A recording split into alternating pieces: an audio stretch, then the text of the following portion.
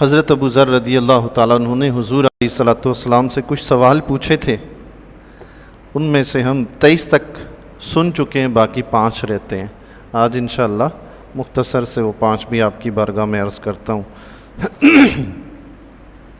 حضرت ابو ذر رضی اللہ تعالیٰ عنہ ارشاد فرماتے ہیں، قلت، میں نے عرض کی، یا رسول اللہ زدنی، یا رسول اللہ مجھے اور بھی وصیت فرمائیے، کچھ اور بھی نصیحت فرمائیے۔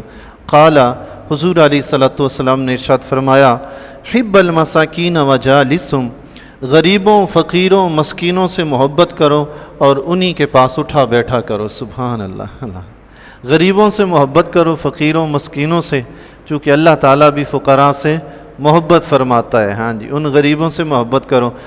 قیامت کے دن اللہ تبارک و تعالیٰ غریب سے فرمائے گا کہ میں نے تمہیں دنیا میں اس لیے غریب نہیں بنایا تھا کہ تمہیں میں دنیا کے سامنے حقیر و ذلیل کروں، بلکہ میں نے تمہیں غریب اس لیے بنایا تھا کہ آج میں نے تجھے معزز بنانا ہے۔ سبحان اللہ، آج میں نے تمہیں اپنی رحمت سے نوازنا ہے، اس لیے تمہیں دنیا میں غریب بنایا تھا۔ اس وقت رب کا اس پہ بڑا کرم اور فضل ہوگا، اور عام لوگوں سے غریب لوگ 500 سال پہلے جنت میں چلے جائیں گے۔ سبحان اللہ، 500 سال پہلے۔ تو ایسے لوگ جو 500 سال پہلے جنت میں چلے جائیں گے، ان کے ساتھ اٹھنا بیٹھنا ہوگا، تو انشاءاللہ کل قیامت کے دن ہمیں بھی ان کی صحبت نصیب ہو جائے گی انشاءاللہ۔ حضرت ابو ذر رضی اللہ تعالیٰ عنہ فرماتے ہیں، قلت یا رسول اللہ زدنی، فرماتے ہیں میں نے عرض کی، یا رسول اللہ کچھ اور بھی نصیحت فرمائیے۔ قال، حضور علیہ الصلوۃ والسلام نے ارشاد فرمایا، اس بات کو غور سے سنیے گا، آقا علیہ الصلوۃ والسلام نے ارشاد فرمایا، انظر الی من تحتک ولا تنظر الی من فوقک، اپنے سے کم تر کو دیکھو، اپنے سے اعلیٰ کی طرف مت دیکھو۔ سبحان اللہ، اپنے سے کم تر کی طرف دیکھو، جو آپ سے زیادہ غریب ہے اس کی طرف دیکھو، اپنے سے زیادہ امیر کی طرف مت دیکھو۔ کیوں؟ وجہ کیا ہے؟ تو آقا علیہ الصلوۃ والسلام نے فرمایا، فَإِنَّهُ أَجْدَرُ أَلَّا تَزْدَرِي نِعْمَةَ اللَّهِ عِنْدَكَ، کیونکہ ایسا کرنا یعنی اپنے سے اعلیٰ کو دیکھنا، عرفہ کو دیکھنا، جو آپ سے زیادہ امیر ہے، آپ سے زیادہ مالدار ہے، اس کی طرف دیکھنے سے فرمایا اس سے یہ ہوگا کہ تمہیں اللہ کی نعمتوں کی کمی کا احساس ہوگا، تمہیں اللہ کی نعمتوں کی کمی کا احساس ہوگا۔ یعنی یہ شکر کرنے کا ایک بہترین طریقہ ہے۔ اگر اللہ کی نعمتوں کا شکر ادا کرنا ہے تو وہ ایسے ہوگا کہ اپنے سے اعلیٰ کی طرف نہیں، اپنے سے کم تر کی طرف دیکھو۔ مثال کے طور پر آپ کے پاس موٹر سائیکل ہے تو لینڈ کروزر والے کی طرف نہ دیکھیں کہ اس کے پاس تو لینڈ کروزر ہے، تو آپ کو پریشانی ہوگی کہ میرے پاس موٹر سائیکل ہے، اس کے پاس لینڈ کروزر ہے، کرولا ہے، گاڑی ہے، ادھر نہیں، اس کی طرف دیکھو جس کے پاس سائیکل ہے۔ جب سائیکل والے کو دیکھو گے تو شکر کرو، مولا تیرا شکر ہے میرے پاس تو موٹر سائیکل ہے۔ جس کے پاس سائیکل ہے وہ موٹر سائیکل والے کو نہ دیکھے، وہ پیدل چلنے والے کو دیکھے اور رب کا شکر ادا کرے گا، مولا تیرا شکر ہے وہ پیدل چل رہا ہے، 10 منٹ میں وہ کتنے کوئی چند ایک قدم چلے گا، میں 10 منٹ میں اتنا سفر طے کر لوں گا، مولا تیرا شکر ہے میرے پاس سائیکل ہے۔ اگر سائیکل والا موٹر سائیکل والے کو، موٹر سائیکل والا گاڑی والے کو، گاڑی والا جہاز والے کو دیکھے، اسے تو یہی احساس ہوگا کہ میرے پاس تو کچھ ہے ہی نہیں، تو اللہ کی نعمت کا شکر کیسے ادا کرے گا؟ اللہ کے حبیب علیہ الصلوۃ والسلام نے فرمایا، اپنے سے بلند تر کو نہیں، کم تر کو دیکھو، تاکہ اللہ کی نعمتوں کا شکر ادا کر سکو۔ اللہ مطلب ایک اللہ کی نعمتوں کا شکر ادا کرنے کا ایک بہترین نسخہ ہے یہ، اپنے سے اعلیٰ کی طرف مت دیکھو، کم تر کو دیکھو۔ قلت، حضرت ابو ذر رضی اللہ تعالیٰ عنہ فرماتے ہیں میں نے عرض کی، زدنی یا رسول اللہ، کچھ اور بھی وصیت فرمائیے۔ قال، حضور علیہ الصلوۃ والسلام نے فرمایا، سل قرابتک وان قطعوک، اپنے رشتہ داروں سے تعلق قائم رکھو اگرچہ وہ تعلق توڑتے ہی کیوں نہ ہو۔ تمہارے رشتہ دار تم سے ناراض بھی رہتے ہوں مگر تم نے ناراض نہیں رہنا، وہ تمہارے گھر نہ آتے ہوں مگر تم نے ان کے گھر جانا ہے، وہ تمہاری شادی میں خوشی میں نہ آتے ہوں لیکن تم نے جانا ہے، وہ تمہاری غمی میں شریک نہ ہوتے ہوں تو نہ ہوں لیکن تم نے شریک ہونا ہے۔ سل قرابتک، اپنے رشتہ داروں سے تعلق قائم رکھو۔ اس کا فائدہ کیا ہوگا؟ حدیث شریف میں آتا ہے اللہ تبارک و تعالیٰ نے جب یہ دنیا پیدا کی، رشتہ داری کو پیدا فرمایا، تو یہ اللہ تبارک و تعالیٰ کی بارگاہ عالیہ میں حاضر ہوئی، اس نے فریاد کی تو اللہ تبارک و تعالیٰ نے فرمایا، کیا تو اس بات پہ راضی نہیں ہے جو تجھ سے تعلق جوڑے گا وہ مجھ سے تعلق جوڑے گا، سبحان اللہ، اور جو تجھ سے تعلق توڑے گا وہ مجھ سے تعلق توڑے گا، اللہ اکبر، سبحان اللہ۔ رشتہ داروں سے تعلق جوڑنا رب سے تعلق جوڑنا ہے، رشتہ داروں سے تعلق توڑنا رب سے تعلق توڑنا ہے۔ اللہ کے نبی نے فرمایا اپنے رشتہ داروں سے تعلق قائم رکھو، اگرچہ وہ تعلق توڑتے ہوئیں، اس کے دنیاوی بھی فائدے ہیں، اخروی بھی فائدے ہیں۔ اخروی فائدہ تو یہ ہوئے، یہ دنیاوی بھی ہے اخروی بھی ہے کہ رشتہ داروں سے تعلق جوڑا تو رب سے تعلق جڑ گیا، سبحان اللہ ہے نہیں۔ اس کے علاوہ حدیث مبارکہ میں اور بھی بہت سے اس کے فضائل اور برکتیں منقول ہیں کہ اس سے عمر میں بھی اضافہ ہوتا ہے، رزق میں بھی اضافہ ہوتا ہے۔ جس کے گھر میں تنگ دستی ہے وہ اپنے رشتہ داروں سے حسن سلوک کرے، انشاءاللہ اس کے گھر میں رزق کی برکت ہوگی، سبحان اللہ۔ حضرت ابو ذر رضی اللہ تعالیٰ عنہ فرماتے ہیں قلت یا رسول اللہ زدنی، عرض کی یا رسول اللہ کچھ اور بھی نصیحت فرمائیے، عرض کی یا رسول اللہ کچھ اور بھی نصیحت فرمائیے۔ قال لا تخف فی اللہ تعالی لومۃ لائم، سبحان اللہ، فرمایا اللہ تعالیٰ کے معاملے میں کسی ملامت کرنے والے کی پرواہ مت کرو، سبحان اللہ۔ ہمیشہ اچھی بات کو ہو، سچی بات کو ہو، اچھے کام کرو، سچے کام کرو، یہ نہ دیکھو کہ دوسرا کوئی کیا کہے گا۔ چہرے پہ داڑھی سجانی اللہ کے نبی کی سنت ہے، یہ مت دیکھو کہ ماں کیا کہے گی، بہن کیا کہے گی، بیوی کیا کہے گی، رشتہ دار کیا کہیں گے، دوست کیا کہیں گے، مولوی بن گیا، نہیں، ان کی تو پرواہ ہی نہیں ہے نا، اللہ کے نبی کی سنت ہے، اس کو اجاگر کریں چہرے پہ۔ نماز پڑھنی شروع کر دی تو دیکھنے والا کہے گا کل تک تو تم میرے ساتھ تھے، آج تم مولوی بن گئے ہو، تم نے نمازیں شروع کر، نہیں، نماز فرض ہے، تم جو مرضی کہتے ہو کہتے رہو، تم کو مولوی بن گیا، ملا بن گیا، فلاں بن گیا، کہتے ہو تو کہتے رہو، مگر میں اللہ اور اس کے رسول کی اطاعت کروں گا، بس۔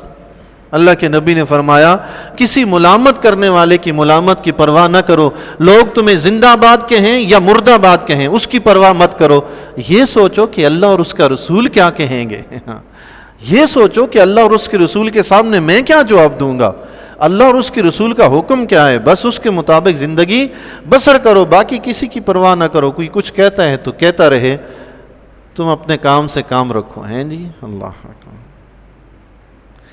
عرفی ایک شاعر گزرے ہیں فارسی کے، ویسے مجھے ان کا شعر ایک بات سے یاد آیا، وہ فرماتے ہیں عرفی تو میندیش ز غوغائے رقیباں، آواز سگاں کم نہ کند رزق گدھارا۔ سائل دیکھیں نا آپ نے، مانگنے والے آتے ہیں دروازوں پہ تو کتے ان کے پیچھے بھونکتے ہیں۔ ہم پہلے اپنے گاؤں میں دیکھتے تھے تو وہ ایک تھیلا وغیرہ لٹکا رکھتے تھے، ہاتھ میں ان کے ڈنڈا ہوتا تھا، اللہ کے نام پہ مانگتے تھے، کوئی آٹا دے رہا ہے، کوئی چینی دے رہا ہے، کوئی چاول دے رہا ہے، کوئی کیا دے رہا ہے، وہ تھیلے میں ڈالتے، ان کے پیچھے کتے لگ جاتے تھے۔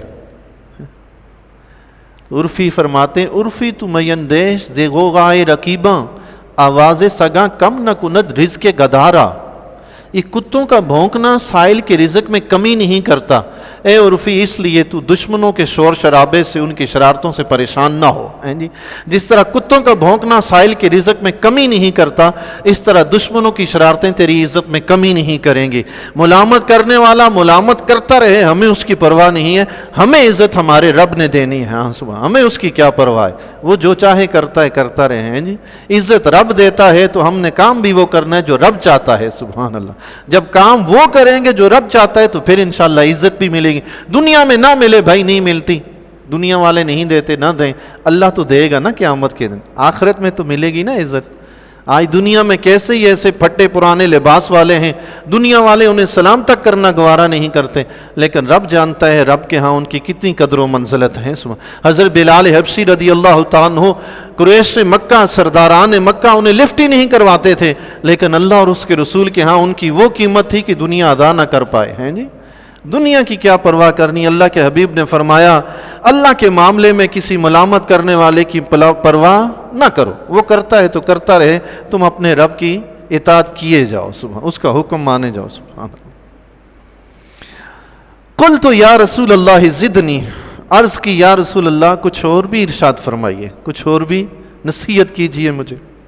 قال، حضور علیہ الصلوۃ والسلام نے فرمایا قل الحق وان کان مرا، ارشاد فرمایا ہمیشہ سچ کہو اگرچہ کڑوا ہو، سبحان اللہ، سچی بات کہو، کسی کو تکلیف ہوتی ہے تو ہوتی رہے، لیکن بات ہمیشہ کیا کرو، سچی کرو۔ اللہ جھوٹی بات سے اپنا بھی نقصان ہوتا ہے تو دوسرے کا بھی انسان نقصان کر دیتا ہے، تو کسی کا نقصان کرنا اللہ تعالیٰ پسند نہیں فرماتا۔ ہمیشہ بندہ مومن کو سچی بات پہ ڈٹ کے رہنا چاہیے۔ اللہ اکبر۔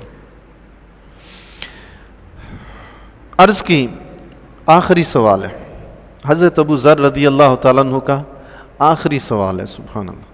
قلت یا رسول اللہ زدنی، عرض کی یا رسول اللہ مزید کچھ نصیحت فرمائیے۔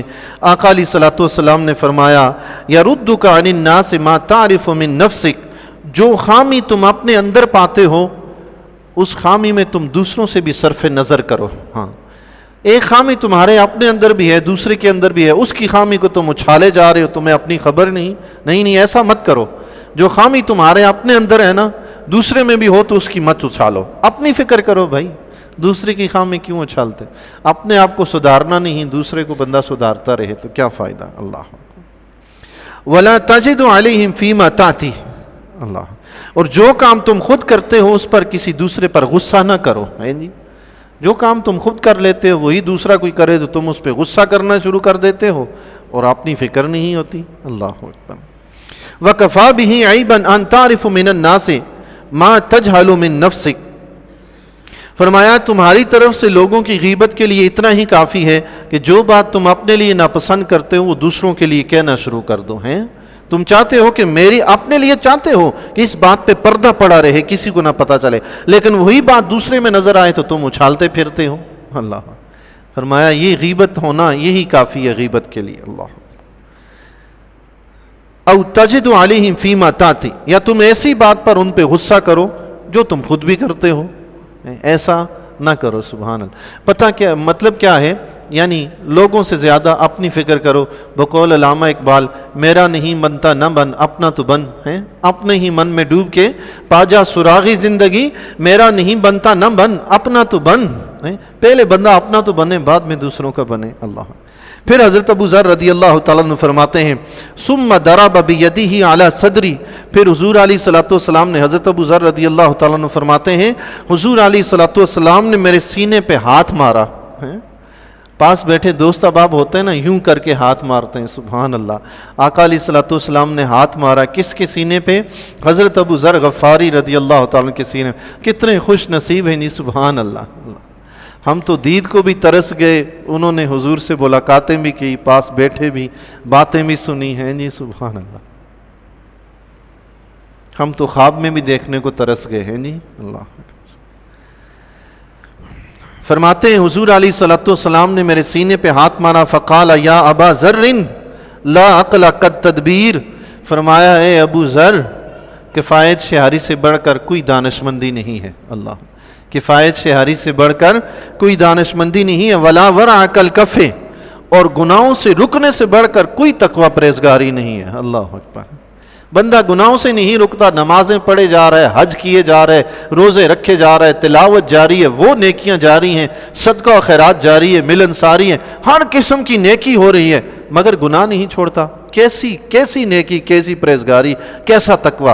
فرمایا اس سے بڑھ کر تقوی کوئی نہیں ہے کہ انسان گناہوں سے رک جائے۔ سبحان اللہ۔ بڑا تقوی یہ ہے کہ انسان گناہوں سے رکے۔ جو مومن گناہوں سے رکے گا خود بخود نیکیاں ہی کرے گا۔ سبحان اللہ۔ اللہ ولا حسب کا حسن الخلق، اور حسن اخلاق سے بڑھ کر کوئی شرافت نہیں۔ بڑا مقام اور مرتبہ حسن اخلاق سے ملتا ہے۔ سبحان اللہ۔